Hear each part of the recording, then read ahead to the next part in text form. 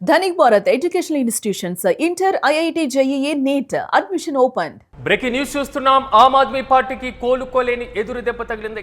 ఆ పార్టీకి సంబంధించినటువంటి 7 రాజ్యసభ సభ్యులు బీజేపీలో చేరారు. పార్టీ మారుతున్నట్లుగా ప్రకటించారు రాఘవ్ చద్దా. అయితే రాఘవ్ చద్దాతో పాటుగా సందీప్ పాఠక్, అదేవిధంగా అశోక్ మిట్టల్ కూడా బీజేపీలో చేరారు. బీజేపీలో ఆమ్ ఆద్మీ పార్టీ పార్లమెంటరీ పార్టీని కూడా విలీనం చేస్తున్నట్లుగా రాఘవ్ చద్దా ప్రకటించారు. సో పార్టీ బలోపేతం కోసం ఎంతో కష్టపడ్డానన్నారు రాఘవ్ చద్దా. ప్రస్తుతం ఆమ్ ఆద్మీ పార్టీ అవినీతి పరుల చేతుల్లో ఉందంటూ కూడా ఘాటుగా వ్యాఖ్యానించారు.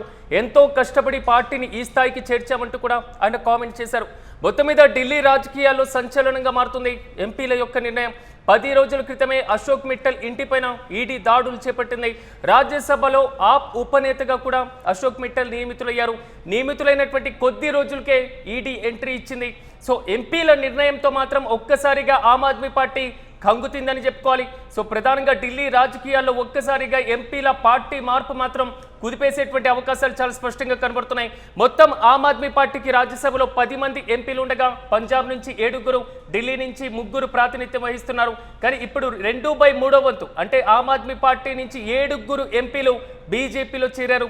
ఇటీవలే రాఘవ్ చద్దా పైన పార్టీలో తీవ్రమైనటువంటి చర్యలు తీసుకోవడం, రాజ్యసభకు సంబంధించి ఉపనేతగా ఆయన తొలగించడం, అశోక్ మిట్టల్కు ఆ బాధ్యతలు అప్పగించడం, ఈ మొత్తం పరంపరే ఆమ్ ఆద్మీ పార్టీని కుదిపేసింది. తాజాగా మాత్రం ఎంపీలు పార్టీకి రాజీనామా చేసి సో బీజేపీలో చేరిక మాత్రం మరో పూర్తి స్థాయిలో మాత్రం ఆమ్ ఆద్మీ పార్టీకి ఎదురు దెబ్బగానే భావించాలి. చూడాలి మొత్తం మీద right man in the wrong party. ఇది రాఘవ్ చద్దా చేసినటువంటి కామెంట్. ఇంతకీ రాఘవ్ చద్దా ఏమన్నారో ఓసారి విందాం. मैं जवाब दे जी। राज्यसभा में आम आदमी पार्टी के 10 सांसद हैं और 2/3 से ज्यादा सांसद इस मुहिम में हमारे साथ हैं. उन्होंने हस्ताक्षर भी कर दिए हैं और आज सुबह हमने चेयरमैन राज्यसभा को तमाम डॉक्यूमेंटेशन जो कागजी कार्रवाई होती है, सिग्नेचर वाली लेटर होती है, वो सबमिट कर दी है. और जैसा कि मैंने कहा 2/3 से ज्यादा सांसद मैं आपको इसकी पूरी सूची अभी उपलब्ध करा देंगे. इसमें से 3 लोग तो आपके सामने बैठे हैं. इसके अतिरिक्त world class cricketer Harbhajan Singh हैं, राजेंद्र गुप्ता जी हैं, विक्रम साहनी जी हैं, स्वाति मालीवाल जी हैं और हम 3 तो आपके सामने बैठे हैं, अशोक जी, संदीप जी और मैं स्वयं. ठीक है. और कोई एक सवाल? यही सबका सवाल था. हमने ये डिसाइड किया that we the 2/3 members of parliament of the belonging to the Aam Aadmi Party in Rajya Sabha exercise the provisions of the Constitution of India and merge ourselves with the BJP. ఇక ఇదే అంశంపై మరింత సమాచారం మా ప్రతినిధి కిరణ్ అందిస్తారు. కిరణ్, చెప్పిన ఆమ్ ఆద్మీ పార్టీకి ఒక భారీ షాక్ గానే చెప్పుకోవాలి. ఇప్పటివరకు రాఘవ్ చద్దాకే పరిమితమైనటువంటి పార్టీ పరంగా కొంతవరకు ఇబ్బందులు, ఇప్పుడు పూర్తి స్థాయిలో 7 ఎంపీలు పార్టీ నుంచి చేజారిపోయారు. పూర్తి అప్డేట్స్ ఏంటి? సిరాజ్, రాజ్యసభ ఎంపీ రాఘవ్ చద్దా ఆమ్ ఆద్మీ పార్టీకి రాజీనామా చేశారు. ఆయన నేరుగా బీజేపీలో చేరుతున్నట్టు ప్రకటించారు. చద్దాతో పాటు మరో 2 ఎంపీలు కూడా ఆప్కు రాజీనామా చేసి బీజేపీలో చేరారు. చద్దాతో పాటు సందీప్ పాఠక్, అశోక్ మిట్టల్, ఇటీవల రాజ్యసభ ఉపనేతగా అశోక్ మిట్టల్ నియమించారు. అయితే ఆప్ ఉపనేతగా నియమించిన మరుసటి రోజే ఈడీ దాడులు జరిగాయి. అశోక్ మిట్టల్ ఇంటిపైన ఈడీ దాడులు జరగడంతో ఆయన స్తబ్దతయ్యారు. అయితే ఇప్పుడు ప్రధానంగా ఆప్ లో గత 15 ఏళ్లుగా కీలకంగా పనిచేసిన రాఘవ్ చద్దా ఆప్ కు గుడ్ బై చెప్పారు, బీజేపీలో చేరారు. ఆప్ కు సంబంధించిన 7 మంది ఎంపీలు కూడా బీజేపీలో విలీనం కానున్నారు. ఆప్ ఏకంగా రాజ్యసభలో ఉన్న ఆప్ పార్టీకి సంబంధించిన ఎంపీలు విలీనం కావడంతో వాటికి చట్టబద్ధత ఉంటుంది. ఉన్న 10 మంది ఎంపీల్లో 7 ఆప్ బీజేపీలో విలీనమైతే ఆటోమేటిక్ పార్టీ విలీనమైనట్టు స్పష్టంగా చెప్పొచ్చు. అయితే దాన్ని రాజ్యసభ డిప్యూటీ స్పీకర్ కానీ రాజ్యసభ చైర్మన్ హోదాలో ఉన్న చైర్మన్ కానీ ప్రకటించాల్సిన పరిస్థితి ఉంది.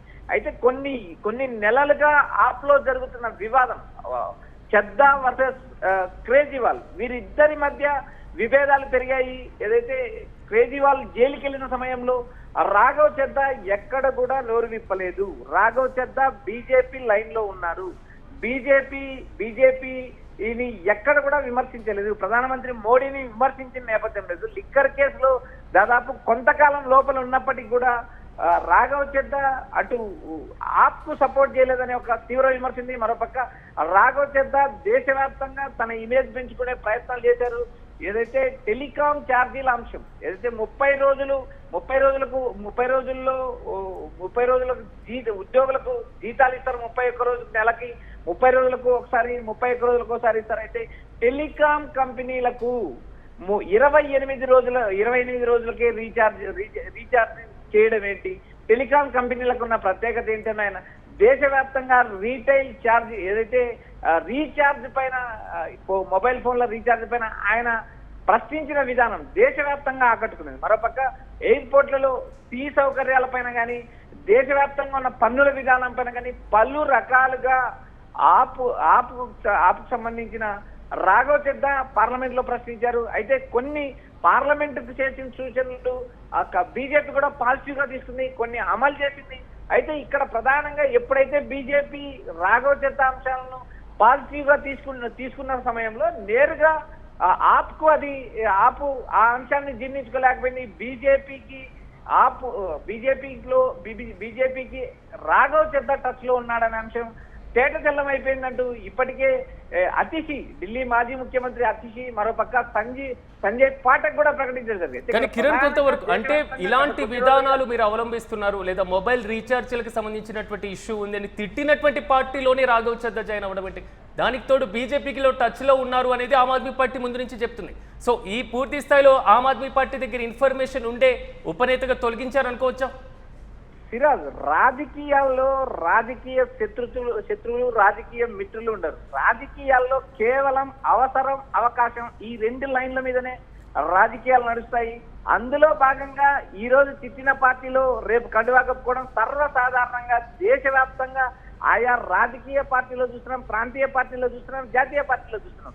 ఎందుకంటే గతంలో 2019 ఎన్నికల సమయంలో టీడీపీ నుంచి 3 రాజ్యసభ సభ్యులు నేరుగా బీజేపీలో విలీనమయ్యారు. అయితే ఆ విలీనాన్ని అక్కడ ఉన్న టీడీపీ కూడా కనీసం తప్పు పట్టలేని పరిస్థితి. ప్రస్తుతం ఆ పరిస్థితి 10 మంది ఎంపీల్లో 7 మంది ఎంపీలు బీజేపీలో విలీనమైతే ఏం చేయాలో పాల్గొని పరిస్థితి. ఏదైతే రాఘవ్ చెద్దా ఇచ్చిన షాక్ గట్టి షాక్ అని చెప్పొచ్చు కేజ్రీవాల్కి. ఇక్కడ ప్రధానంగా ఢిల్లీ రాఘవ్ చెద్దా ఇమేజ్ ఒక పొలిటికల్ స్ట్రాటజీసే కాకుండా ఆయన దేశవ్యాప్తంగా ఉన్న పలు సమస్యల మీద మాట్లాడిన అనుభవం ఉంది. రాఘవ్ చెద్దా బీజేపీలో చేరితే బీజేపీకి ఒక నాయకుడు దొరికాడని స్పష్టంగా చెప్పొచ్చు. ఢిల్లీలో ఒక బలమైన నేత దొరికాడని చెప్పొచ్చు. పంజాబ్, హర్యానా ఈ 3 రాష్ట్రాలలో ఆప్ని పట్టాలెక్కించిన ఘనత రాఘవ్ చెద్దాకే ఉంది. ఎందుకంటే పంజాబ్ లో అధికారం రావడానికి పొలిటికల్ స్ట్రాటజీ, తన రాజకీయ వ్యూహ చతురతతో. అంటే కొంతవరకు కిరణ్, మీరు చెప్తున్న దాని ప్రకారం ఆమ్ ఆద్మీ పార్టీకి సంబంధించి పూర్తి స్థాయిలో ఆ పార్టీలో ఉన్నటువంటి ముసలాన్ని, ఏదైతే పుట్టుకొచ్చినటువంటి ముస్లింను బీజేపీ క్యాష్ చేసుకోవడంలో కొంతవరకు సక్సెస్ అయింది అనుకోవచ్చా? ఖచ్చితంగా సిరాజ్, ఎందుకంటే దేశవ్యాప్తంగా బీజేపీ ఎక్కడ ప్రాంతీయ పార్టీలను చీల్చడానికే విశ్వ ప్రయత్నాలు చేస్తుంది. ఎందుకంటే ప్రాంతీయ పార్టీలను సహించే పరిస్థితిలో బీజేపీ లేదు అనేది మనం దేశవ్యాప్తంగా తెలిసిన విషయమే. మహారాష్ట్రలో చూసాం. మహారాష్ట్ర ఎన్నికలకు ముందు షిండేని ముఖ్యమంత్రిని చేశారు. ఎన్నికల తర్వాత దేవేంద్ర ఫడ్నవీస్ ముఖ్యమంత్రి అయ్యారు. అక్కడ ఉన్న పార్టీలను చీల్చడంలో అమిత్ షా చిత్రత ప్రదర్శించారు. షిండే ఇటువైపే ఉన్నారు. మరోపక్క ఇటీవల ఏదైతే శరద్ పవార్ పార్టీకి సంబంధించిన వాటిలో ఒక పార్టీను చీల్చిన విధానం చూసాం. మరోపక్క దేశవ్యాప్తంగా ఆయా రాష్ట్రాల్లో ప్రాంతీయ పార్టీలను విలీనం చేసుకునే ప్రయత్నం చూసాం. ఇక్కడ ప్రధానంగా బీజేపీ తనతో ఎవరైతే మిత్రత్వం చేసి తనతో ఎవరైతే పొత్తు పెట్టుకుంటారో ఆ పార్టీని కాలరాసిన చరిత్ర ఉంది. ఎందుకంటే మహారాష్ట్ర చూసాం, ఇటీవల బీహార్ చూసాం. బీహార్ ఎన్నికలకు ముందు నేరుగా జేడీయూతో పొత్తు పెట్టుకున్నారు. జేడీయూ నితీష్ కుమార్ ని ఎన్నికల తర్వాత ముఖ్యమంత్రి చేశారు. ముఖ్యమంత్రి అయిన 5 నెలల కాలంలోనే నితీష్ కుమార్ ను పీఠం దించారు. అక్కడ ముఖ్యమంత్రిని మార్చడం జరిగింది. ఇదే వ్యవహారం మనకు దేశవ్యాప్తంగా చూస్తున్నాం. ఎందుకంటే బీజేపీ ప్రాంతీయ పార్టీలను సహించదు. ఎందుకంటే ఇక్కడ ప్రధానంగా ఏకచక్రాధిపత్యం బీజేపీలో నడుస్తుంది. కాంగ్రెస్ పార్టీ వ్యవహారాన్ని మనం చూసినప్పుడు కాంగ్రెస్ పార్టీ ఆయా ప్రాంతీయ పార్టీలు మనుగడ సాగించాలనుకుంటుంది. ఎందుకంటే దక్షిణ భారతదేశంలో ప్రాంతీయ పార్టీల ఉనికి ఉండాలని కోరుకుంటారు. ఇక్కడ ప్రధానంగా ఢిల్లీలో ఆప్ 2 సార్లు అధికారంలోకి రావడం, పక్కన పంజాబ్ లో అధికారంలోకి రావడంతో బీజేపీకి దిక్కుతోచని పరిస్థితి ఏర్పడింది. కాంగ్రెస్ పార్టీ వీక్ అయినప్పటికీ పంజాబ్ రాష్ట్రంలో ఆప్ తెరపైకి రావడం, ఆప్ గెలవడం కూడా బీజేపీ జీర్ణించుకోలేని పరిస్థితి వచ్చింది. ఇక్కడ ప్రధానంగా హర్యానాలో బోటా మెజార్టీతో ఏదైతే ఎన్నికల స్ట్రాటజీతో హర్యానాలో బీజేపీ అధికారంలోకి వచ్చింది. కానీ కాంగ్రెస్ పార్టీ తన స్వయం కృతాపరాధంతో హర్యానాలో ఓడిపోవడం జరిగింది. ఇక్కడ ప్రధానంగా ఈ 3 రాష్ట్రాల్లో చెద్దాకున్న క్లీన్ ఇమేజ్ తో పాటు బీజేపీకి చెద్దా ఉపయోగపడతా అంటే 100% ఉపయోగపడతాయి. ఎందుకంటే ఒక నాయకత్వం లేని రాష్ట్రాల్లో ఒక నాయకుని బిల్డ్ చేసే అవకాశం బీజేపీకి తెచ్చింది. రాఘవ్ చెద్దాని ఢిల్లీ, హర్యానా, పంజాబ్ ఈ 3 రాష్ట్రాల్లో బీజేపీ కేంద్రీకృతంగా పనిచేస్తుంది. రాబోయే రోజుల్లో కిరణ్, కొంతవరకు మీరన్నట్లుగా రాఘవ్ చద్దా విషయంలో బీజేపీ కొంతవరకు ఇంట్రెస్ట్ చూపించిన, సో రాఘవ్ చద్దా ఆల్మోస్ట్ ఆమ్ ఆద్మీ పార్టీకి దూరం అయిపోయారు, అది అందరు గ్రహించారు. కానీ ఏ పార్టీలో చేరుతారు లేదా కొత్త పార్టీ పెడతారా అనేటువంటి ఆలోచన వచ్చింది. కానీ అశోక్ మిట్టల్ పరిస్థితి ఏంటి? ఆయన ఒక్కసారిగా ఒక పెద్ద షాక్ ఇచ్చారని చెప్పుకోవాలి ఆమ్ ఆద్మీ పార్టీకి. సిరాజ్, ఇక్కడ ప్రధానంగా అశోక్ మిట్టల్ ను రాజ్యసభ ఉపనేతగా అరవింద్ కేజ్రీవాల్ నియమించారు. నియమించిన మరుసటి రోజే అశోక్ మిట్టల్ పారిశ్రామికవేత్త నేరుగా పంజాబ్ లో అశోక్ మిట్టల్ ఇంటి పైన ఈడీ దాడులు జరిగాయి. ఒక్కసారి ఈడీ దాడులు జరగడంతో అశోక్ మిట్టల్ కూడా నోరు తెరవలేని పరిస్థితి ఏర్పడింది. ఏదైతే పార్లమెంట్ సమావేశంలో కూడా ఆయన గత ఏదైతే మహిళా బిల్లు డీలిమిటేషన్ బిల్లు కూడా పార్లమెంట్ లో ప్రవేశపెట్టినప్పుడు కూడా నోరు మెదపలేని పరిస్థితి ఏర్పడింది. ఆప్కు సంబంధించి రాఘవ్ చెద్దానే మాట్లాడారు. ఎందుకంటే ఈ బిల్లును కావాలనే ఆప్ వ్యతిరేకిస్తుందంటూ కూడా చెడ్డా మాట్లాడింది. ఇలా ఒక్కటి ఇక్కడ మనం గమనించాల్సిన అంశం ఏంటంటే అశోక్ మిట్టల్ కావచ్చు, రాఘవ్ చెద్దా కావచ్చు, మరొకరు కావచ్చు, ఇక్కడ ఉన్న 10 మంది ఎంపీల్లో 7 మంది ఎంపీలు బీజేపీ తీర్థం పుచ్చుకోవడంతో ఆ పార్టీ రాజ్యసభలో విలీనం అయిపోయినట్టే. అది కేవలం రాజ్యసభ చైర్మన్ గానీ ఉప చైర్మన్ గానీ ప్రకటించాల్సిన పరిస్థితి. ఇక్కడ ప్రధానంగా రాఘవ్ చెద్దాకున్న ఇమేజ్ కావచ్చు, రాఘవ్ చెద్దా నేరుగా ఆప్ కోసం కష్టపడ్డాడు అనే వాటిలో ఖచ్చితంగా నిజం ఉంది. కానీ ఇక్కడ ప్రాంతీయ పార్టీల్లో అధినేత చెప్పిందే ఫైనల్. అయితే ఇక్కడ ఆపు జాతీయ పార్టీగా ఎదిగింది. ఎందుకంటే ఆపుకు 5 రాష్ట్రాల్లో మినిమం ఓటింగ్ పర్సెంట్ రావడంతో ఆపు జాతీయ పార్టీగా ఎదిగింది. అయితే రాబోయే రోజుల్లో రాఘవ్ చెద్దా లైన్ బీజేపీలో ఎలా ఉంటుందని చూడాలి. ఎందుకంటే ప్రాంతీయ పార్టీలో ఉన్నప్పుడు నేరుగా ప్రశ్నించే విధానం ఉంటుంది. జాతీయ పార్టీలో రాఘవ్ చెద్దాకు ఒక అవకాశం ఇస్తారా, ఇది ఒక ప్రశ్న. మరోపక్క రాఘవ్ చెద్దాను కేంద్ర కేబినెట్ లోకి తీసుకుంటారనే ఒక ప్రచారం ఊపందుకుంది. ఎందుకంటే రాబోయే రోజుల్లో కేంద్ర కేబినెట్ విస్తరించే అవకాశం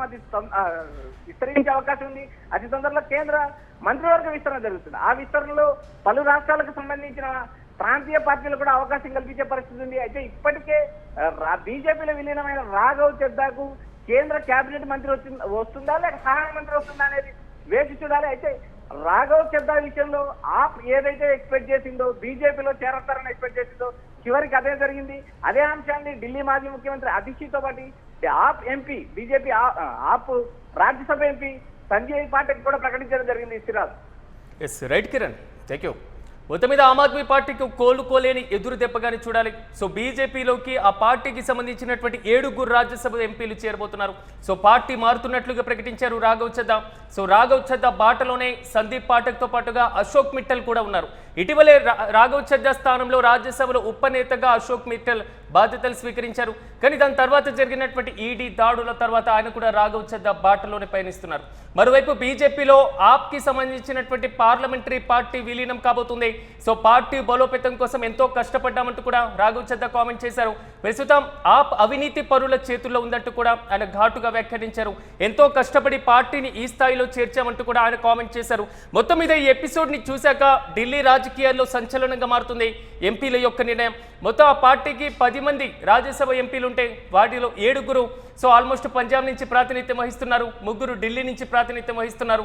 సో మొత్తం 10 మంది ఎంపీల్లో 7 ఎంపీలు బీజేపీలో చేరబోతున్నారు. ప్రధానంగా ఒకసారి మనం చూసుకున్నప్పుడు హర్భజన్ సింగ్ తో పాటుగా విక్రమ్ సింగ్ సాహ్నీతో పాటు స్వాతి మాలివాల్, రాజేంద్ర గుప్తా, విక్రమ్ సహానీ, రాఘవ్ చద్దా, సందీప్ పాఠక్, అశోక్ మిట్టల్ ఈ 7 కూడా సో బీజేపీలో చేరబోతున్నారు. ఇక కేవలం 3 రాజ్యసభ ఎంపీలు మాత్రమే ఆమ్ ఆద్మీ పార్టీకి రాజ్యసభలో ప్రాతినిధ్యంలో ఉండబోతున్నారు. ఆ 3 కూడా అశోక్ కుమార్, సందీప్ కుమార్, అదేవిధంగా శ్రీ సంజయ్లు. సో ఈ 3 మాత్రమే ఇంకా మిగిలి ఉన్నారు. అంటే ఒక రకంగా చెప్పుకోవాలంటే యాంటీ డిఫెక్షన్ లా, అంటే పార్టీ నిరోధక చట్టంలో ఎక్కడ చిక్కులు లేకుండా సో 2/3 మెజార్టీతో రాజ్యాంగబద్ధంగా రాజ్యసభలో ఆమ్ ఆద్మీ పార్టీకి సంబంధించి పూర్తిగా బీజేపీలో విలీనం కాబోతుంది. సో 10 రోజుల క్రితమే అశోక్ మిట్టల్ ఇంటిపైన కూడా ఈడీ దాడులు చేపట్టడం, సో రాజ్యసభ ఉపనేతగా ఆయన ఉన్నటువంటి పరిస్థితులు, కొద్ది రోజులకే ఈడీ ఎంట్రీ ఇవ్వడంతో ఆయన కూడా ఇదే నిర్ణయం తీసుకున్నారు. కానీ ఎంపీల నిర్ణయంతో ఒక్కసారిగా ఆమ్ ఆద్మీ పార్టీ కంగు తిన్నటువంటి పరిస్థితి. గత కొంతకాలంగా సో రాఘవ్ చద్దా ఆమ్ ఆద్మీ పార్టీకి దూరంగా ఉండడం, అందులో రాజ్యసభలో ఉపనేతగా ఆయన్ని తొలగించడం, అదేవిధంగా అశోక్ మిట్టల్కి బాధ్యతలు అప్పగించడం, తాజాగా ఎంపీల మార్పు మాత్రం కొంతవరకు ఆమ్ ఆద్మీ పార్టీకి భారీగా ఎదురుదెబ్బగానే భావించాలి. సో గతంలో మనం ఒక్కసారి చూసుకున్నప్పుడు తెలంగాణలో కూడా తెలుగుదేశం పార్టీ నుంచి ప్రాతినిధ్యం వహిస్తున్నటువంటి రాజ్యసభ ఎంపీలు కూడా బీఆర్ఎస్ పార్టీలో రాజ్యాంగబద్ధంగానే విలీనమయ్యారు. సో అదే అంశాన్ని ఇక్కడ ప్రధానంగా తీసుకున్నటువంటి పరిస్థితులు మనం చూస్తున్నాం. సో ఇప్పుడు ఒకసారి మనం గమనించినప్పుడు గతంలో బీఆర్ఎస్ పార్టీలో కూడా విలీనమైనటువంటి సందర్భాలు, ఒక్కసారిగా మాత్రం రాఘవ్ చద్దా ఎపిసోడ్ ఢిల్లీ మొత్తాన్ని కుదిపేస్తున్న పరిస్థితులు కనబడుతున్నాయి. సో ఒక్కసారిగా ఆమ్ ఆద్మీ పార్టీకి సంబంధించినటువంటి సో ఒక్కసారి మన గతంలో సందర్భాలు కొన్ని చూసుకున్నప్పటికీను తెలంగాణలో పూర్తి స్థాయిలో ఎమ్మెల్యేలు కూడా పార్టీలు విలీనం చేసినటువంటి సందర్భాలు కూడా మనం చూసాం. సో తాజాగా జరిగినటువంటి ఈ ఘటన కూడా అలాంటి కోవకి చెందుతుంది. దీంట్లో పార్టీ ఫిరాయింపు చట్టం ఎక్కడ వర్తించకుండా పూర్తి స్థాయిలో 2/3 మెజార్టీతోనే విలీనమైనటువంటి ప్రక్రియను కూడా చేపడుతున్నారు. సో ఒక్కసారిగా ఆమ్ ఆద్మీ పార్టీ అవినీతి పరుల చేతుల్లో ఉంది, right man in wrong party. ఇది రాఘవ్ చద్దా రీసెంట్గా చేసినటువంటి కామెంట్. ఇంకా ఆయన బీజేపీలో ఆయనతో పాటుగా 7 ఎంపీల చేరిక మాత్రమే మిగిలి ఉన్నటువంటి పరిస్థితులు మనం చూస్తున్నాం. సో ఓవరాల్గా రాఘవ్ చద్దా కేంద్ర క్యాబినెట్లోకి వెళ్ళబోతున్నారా? సో కేంద్ర క్యాబినెట్లో రాఘవ్ చద్దాకు ప్రాతినిధ్యం కల్పించబోతున్నారా? ఇప్పుడు ఈ ఊహాగానాలే బలంగా వినబడుతున్నాయి.